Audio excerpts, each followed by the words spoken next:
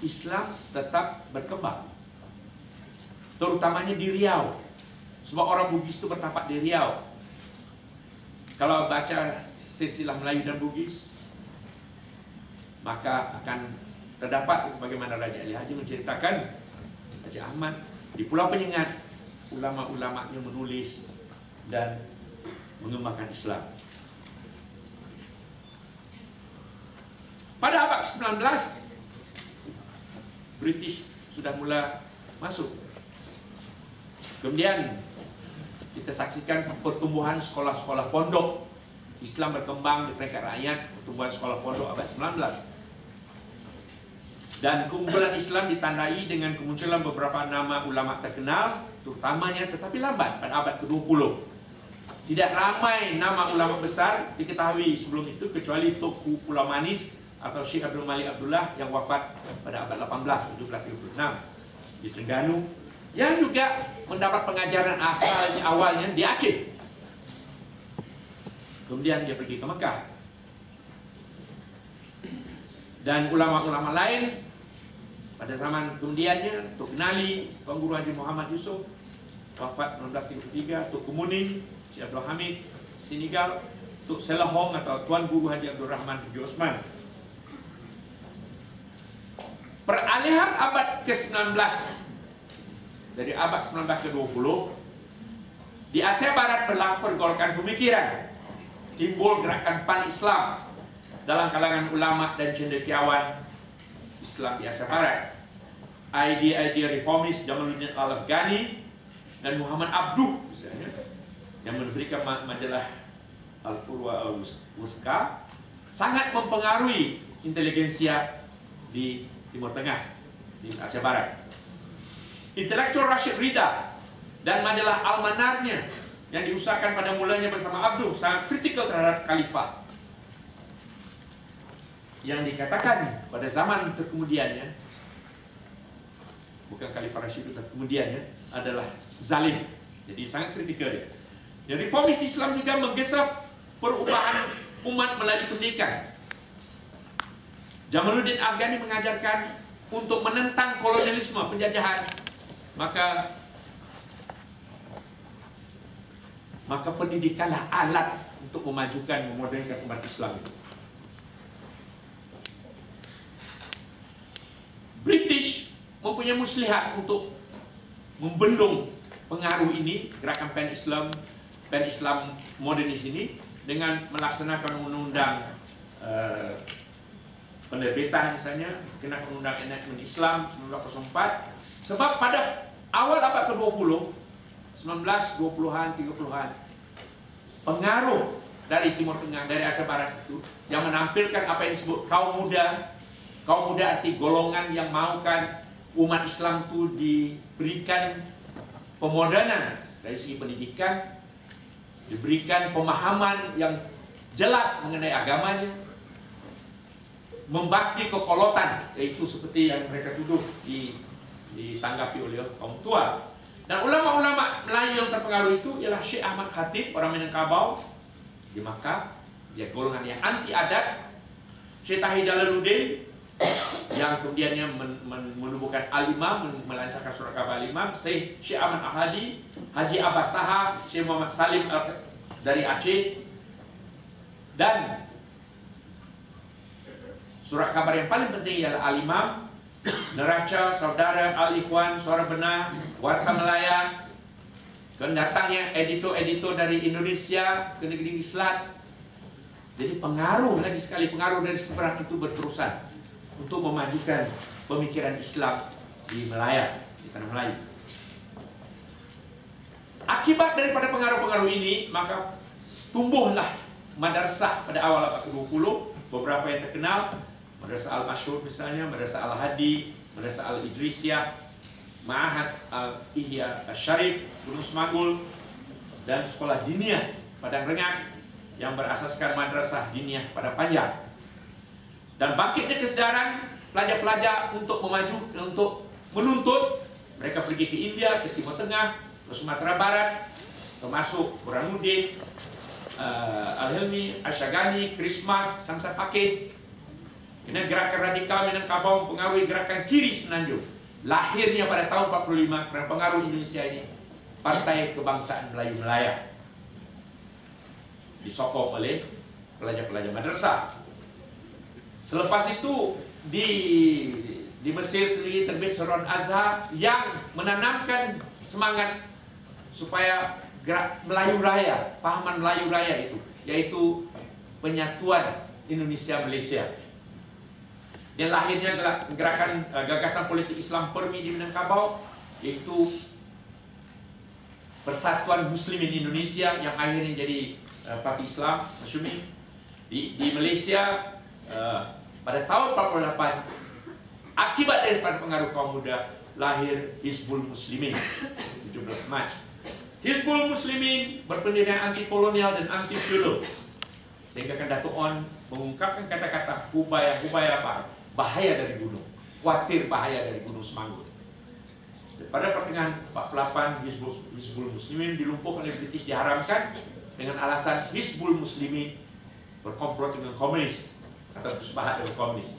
Dan Ustaz Abu Bakar Al-Bakir, Ketua Umum Hizbul Muslimin, adalah antara 7 orang yang ditahan. Sebenarnya pengaruh kaum muda itu juga ialah menanamkan semangat untuk menubuhkan persatuan ulama. Dan ini dicetuskan oleh Syed Sheikh Al-Hadi. Syed Sheikh Al-Hadi ini orang yang sangat berjasa kepada Islam modern sebenarnya. Dia seorang reformis yang bergerak di Riau, di Singapura, di Melaka, di Pulau Pinang.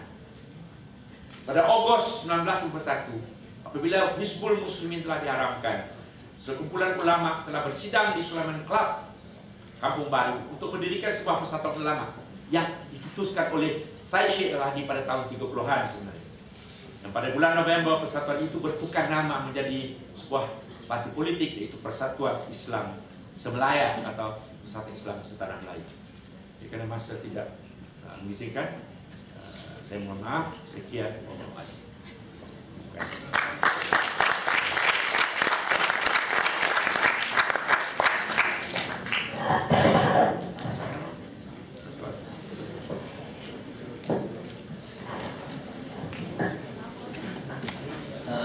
Terima kasih banyak-banyak kepada Profesor Ahmad Adam yang telah mengutarakan kertas kerja beliau mengenai sejarah perkembangan Islam di Malaysia.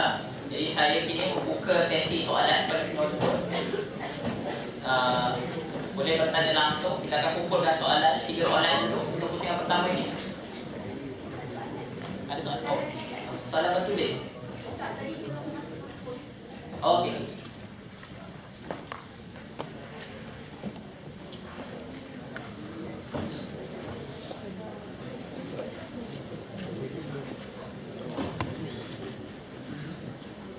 Ada siapa yang ingin bertanya langsung pada Profesor? Silakan. Assalamualaikum warahmatullahi wabarakatuh. Saya Zainal daripada Universiti Universiti. Saya tengok dekat buku ni, so saya ambil soalan daripada buku ni lah. Saya harap Profesor boleh jawabkan. Soalan pertama, benarkah sejarah Melayu yang diterapkan dalam sistem pendidikan Malaysia tidak tepat, malah diubah demi menjaga kedaulatan bangsa? Prof dapat kan? Kena saya tahu. Tak. Okay. Yang kedua, apakah perkaitan antara Hizbul Muslimin dan Dr. Burhanuddin Helmi, dan di manakah sumbangan Datuk Wan Jaafar dalam sejarah Melayu? Adakah mereka berjuang berlandaskan Islam atau semangat kebangsaan Melayu? Terima kasih. Okey, terima kasih kepada saudara yang bertanya. Ada lagi siapa yang ingin menyoal secara langsung? Okey, silakan.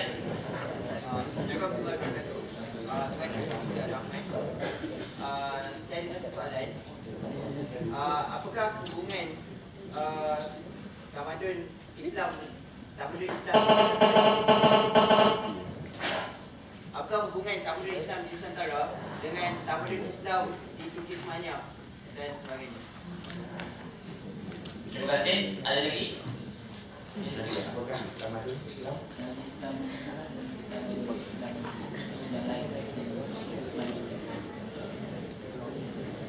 Assalamualaikum Prof. Saya ada satu soalan.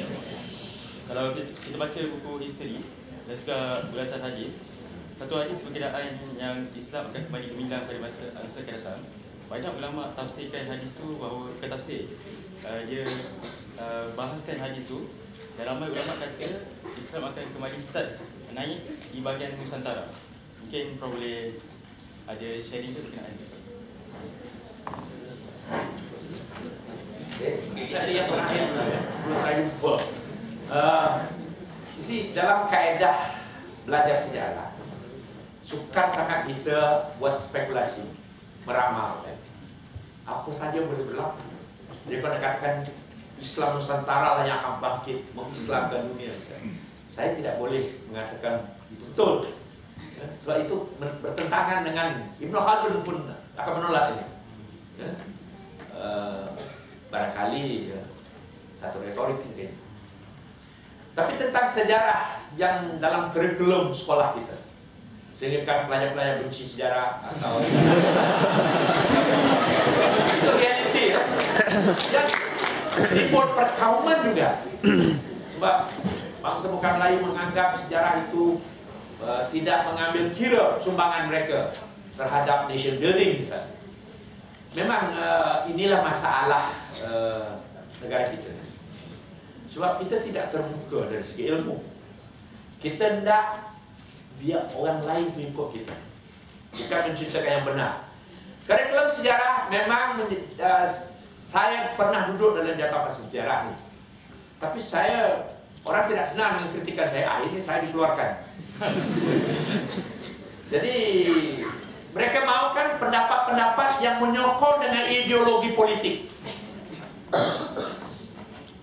Dan itu menjadikan ini pantang kaedah sejarah juga. Sejarah sebagai propaganda. Sejarah tidak boleh dijadikan propaganda. Ahli sejarah Muslim yang menggunakan kaedah modern yang terkenal ialah Ibn Khaldun.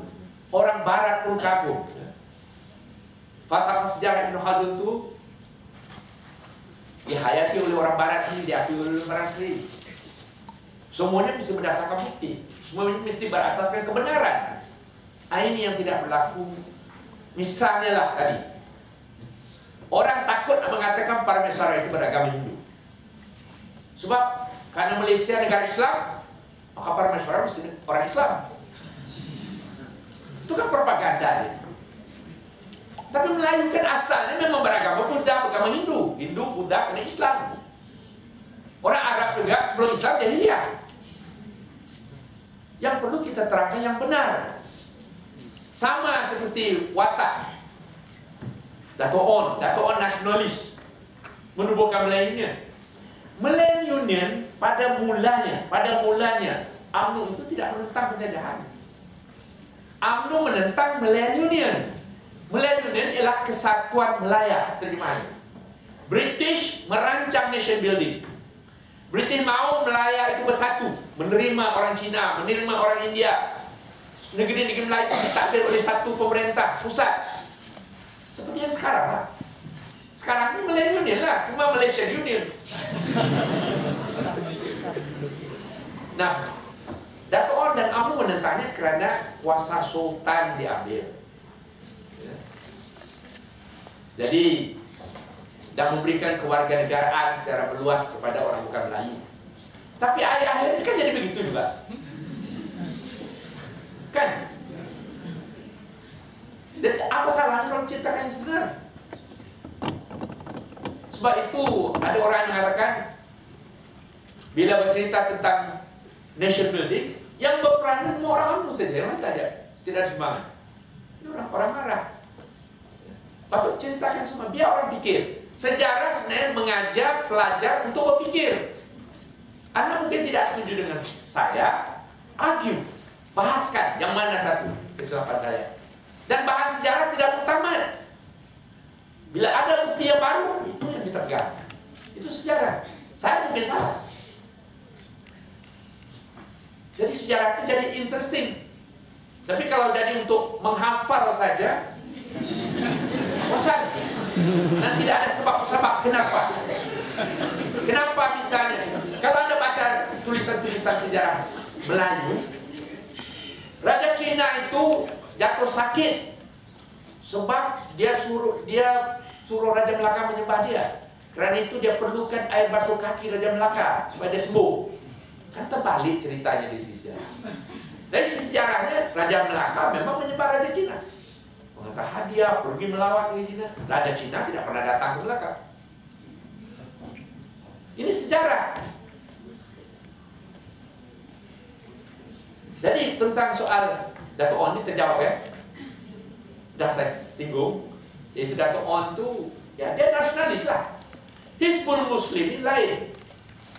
Hizbul Muslimin ditubuhkan kerana kegagalan Partai Kebangsaan Melayu Melaya (PKMM) yang bersifat parti politik kiri Melayu bergabung dengan parti kiri bukan Melayu. Kemudian apabila dilaksanakan Federation Malaya pada 1 Februari 1948 gagal. Dan gabungan kiri ini Melayu dan bukan Melayu berpecah. Jadi mereka berfikir elok orang Islam berjuang kemerdekaan, ditubuhkan Hizbul Muslimin. Memang bercita-cita Islam. Bahkan mereka menubuhkan Pepermas, yaitu untuk membela ekonomi orang Islam, membela pendidikan orang Islam. Kemudian parti politik. Sebab ini adalah 3 masalah orang Melayu, orang Islam. Pendidikan, ekonomi. Sampai sekarang belum selesai. Siapa kata sudah selesai? Belum selesai. Jadi Hizbul Muslimin memilih 3 unsur untuk memerangi kejahilan. Tapi dia gagal juga sebab Hizbul Muslimin diharamkan. Tentang tamadun Islam, kita tidak boleh bandingkan tamadun Islam Asia Tenggara dengan tamadun Islam yang sebenar yang berlaku dalam sejarah dari Arab Saudi sampai ke Irak, sampai ke Iran, ya. Sampai ke India bahkan kalau kita berbicara tentang tamadun Melayu pun, tamadun Melayu Melaka 110 tahun bukan tamadun. Sekolah pondok pun tak disebutkan. Sekolah agama di Melaka itu hanya muncul bila Syed Sheikh Al-Hadi dirikan, ya kaum muda 1917. Daripada 15-11 tak ada. 1917 400 tahun baru ada. Sampai sekarang ada pergi ke Melaka. Orang Melaka tidak begitu, tak seperti orang Kelantan dan Terengganu. Penghayatan agamanya berbeda.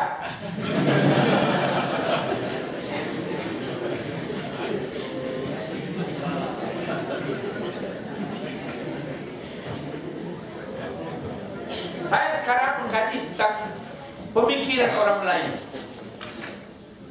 yaitu saya melihat bagaimana huruf-huruf Al-Quran itu dimanipulasi untuk perbomohan, untuk black magic. Apakah ini tamadun?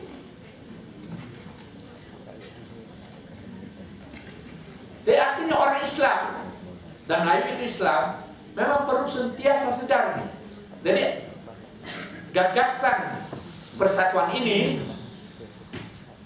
untuk mendobrak kejahilan, untuk mengajak anak-anak muda seperti Anda, golongan intelektual, kembali kepada Islam. Memang bagus. Tapi secara praktiknya juga, bila Anda kembali ke negara, pastikan kalau Anda menguasai tabung haji, jangan ada uang tabung haji hilang. Kalau Anda mentadbir zakat, jangan uang zakat hilang. Jangan salah gunakan. Amali itu lebih penting atau sama penting dengan penghayatan ideologi dan doktrin.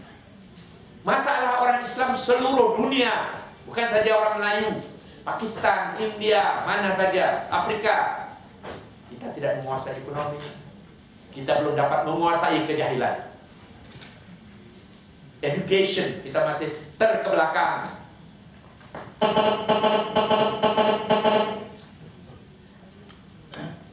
Baru-baru ini saya ada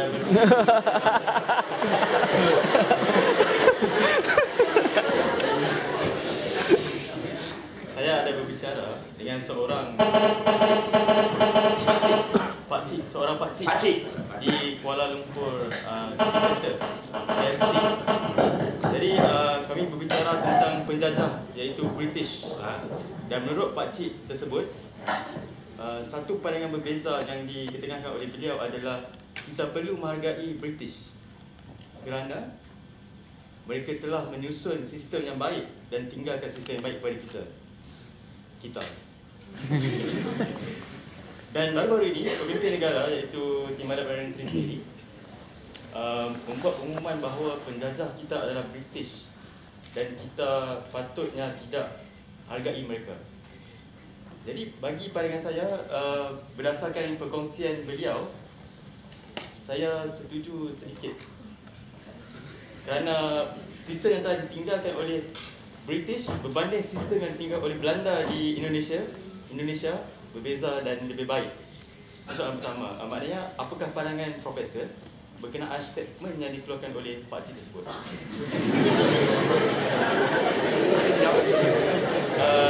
Soalan nombor 2, jika sekiranya Allah SWT mentakdirkan bahawa Profesor adalah Menteri Pendidikan Negara dan Menteri Pengajian Tinggi Malaysia, apakah yang Profesor akan lakukan untuk menjadikan pengajaran sejarah satu subjek yang sangat menarik?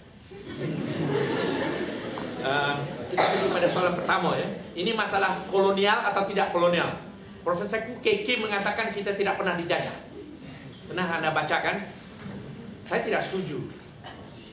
Sebab dan sudah saya bicarakan dalam satu forum di Universiti Sains Malaysia. Penjajahan tidak boleh diukur cuma dengan British dulu bila dia menjajah Melaya atau tanah Melayu. Dia buat perjanjian. Perjanjiannya itu selepas Perang Larut, yaitu katanya kita tidak akan campur tangan soal Islam dan adat istiadat Melayu. Kita akan memerintah melalui Raja Melayu. Tapi kalau Raja Melayu itu pintar, tak apa. Waktu itu. Saya tak qualify ya. Saya tak kembali Malaysia bang. Waktu itu.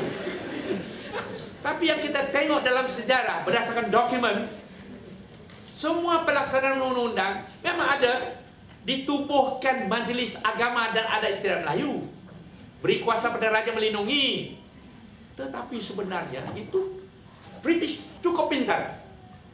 Dia memisahkan the state and religion, church and state, ya, secara halus dia buat. Dengan sendirinya hukum syariah itu secondary. Kalau ulama itu mengkritik pemerintah, walaupun mengikut hukum syariah, itu tak boleh. Hukum Roman itu lebih berwibawa. Jadi keputusannya penjajahan itu buruk. Memang ada aspek-aspek baik. Sebab Tuhan telah mengurniakan kepada manusia ini. Tidak ada jeleknya seseorang itu 100%. Tidak ada baiknya seseorang itu 100%. Tetapi imbangannya bagaimana? Yang mana lebih banyak? British, saya setuju. British mengajarkan orang Melayu, tapi orang Melayu tak mau terima. Salah siapa itu?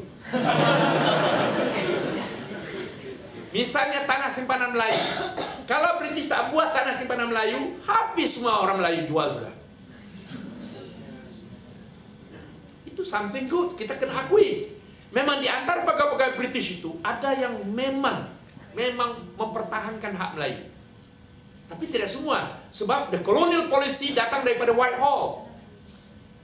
Jadi dasar keseluruhannya dari London. Dan penjajahan itu bukan semata-mata hubungan di antara tuan dengan hamba, tetapi hubungan di antara penjajah dengan seluruh masyarakat yang terjajah. Melalui penjajahan, masyarakat yang dijajah dirompak arus pembangunan kesejarahannya. Kita tidak boleh develop historically.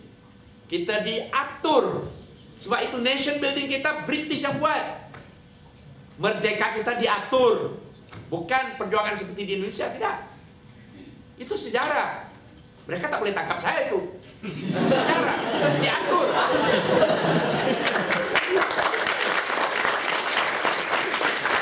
Diberitahu kepada pemimpin UMNO, diberitahu kepada raja-raja, if you don't accept this condition, no independence. Jadi bagaimana kalau diatur independence apa? Sebab itu kita sekarang mencari identity. We are not a nation yet. We are a country, yes. Kita belum lagi jadi nasion. Sebab kita masih berpecah. Tak setiap setengah-setengah kelompok kita ragukan. Orang mempersoalkan kedudukan bahasa kebangsaan. Orang mempersoalkan kedudukan menolong orang Melayu misalnya. Atau orang menimbulkan pahaman perkauman. Ini kerana kita belum selesai. Indonesia tidak ada masalah. Dari segi nation building selesai, berjaya. Tapi state building gagal. Corruptionnya banyak. Ya, Indonesia. Sebab saya meneliti tentang Indonesia. Bukan tentang surat khabar saya meneliti history of ideas. Bagaimana kemerdekaan Indonesia itu dicapai. Bagaimana semangat kebangsaan Indonesia itu dicapai. Melalui Islam juga. Parti Syarikat Islam. It's not just history of newspapers. Saya bukan dari jurusan media. Saya sejarah. History of ideas, sejarah pemikiran. Dan sekarang saya cuba mengkaji sejarah pemikiran orang Melayu. Kerana bagaimana orang Melayu menafsir agama. Sebab kami Islam itu sudah bagus. Kamu bangun subuh, kamu bekerja. Filsafatnya artinya tak boleh malas. Seperti yang saya katakan, cuba buat survei. Pergi kampung-kampung, orang Melayu ada tanah. Walaupun sekangkang kera, tapi tanah juga. Berapa orang yang menanam sayur? Misalnya, paling-paling mereka tanam bunga saja di tangga. Berapa orang yang menyimpan di ini? Ada juga baiknya kerajaan. Ya? Kerajaan telah coba menolong orang Melayu dengan mendirikan Amanah Sambui Putra. Tapi berapa orang Melayu yang melabur, yang menyimpan? Budaya savings tidak ada pada masyarakat Melayu. Itu bukan budaya Islam. Budaya Islam itu savings. Jimat cermat. Ya, kita miskin. Kita relatif berbanding dengan Cina. Tapi kita tidak miskin sebenarnya. Tuhan membagi peluang. Tapi kita tidak. Saya sudah tanya kawan-kawan yang berpendapat kasar juga, tapi tidak menyimpan. Ada yang tidak buat. Kalau ada pun yang mula-mula dia buka ASB, lepas tu habis semua dia. That's the economic problem of the community, the Muslims. Tak usah kata Melayu lah, Muslim in Malaysia. So how do you resolve that? Education. Tapi education bukan menghafal. Thinking. Thinking based. That means there's something wrong with our education system, isn't it? We are not teaching students to think. We're teaching students to copy. So budak-budak, anak-anak muda di Malaysia masuk persatuan bukan kerana nak berjuang, tapi supaya bergeser tahu dengan pemimpin. Bila dia graduate, dia boleh jadi setiausaha sulit ke, setiausaha politik ke, atau pegawai